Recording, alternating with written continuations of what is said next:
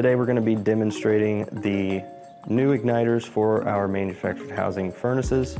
There was a revision and this is how you install it. So we've already unscrewed a couple of these. We have 2 screws here that we're going to take out, but before we do that, we want to disconnect the old igniter and the flame sensor and get those wires out of the way. So the first screw we'll take out is for this gas valve.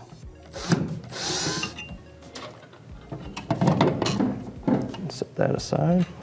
Then you can pull the burner assembly out.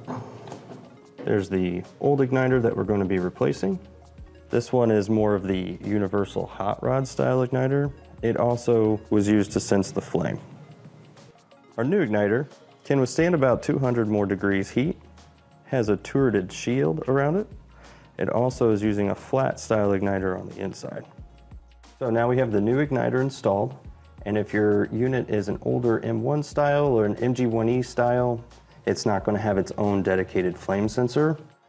So the new flame sensor will come with the kit, and there will be install instructions on how to wire that up to the old board.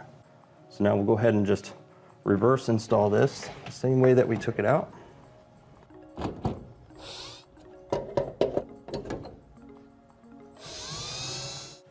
And then we'll just plug up the new igniter and the flame sensor, just like we had it before. And that's it.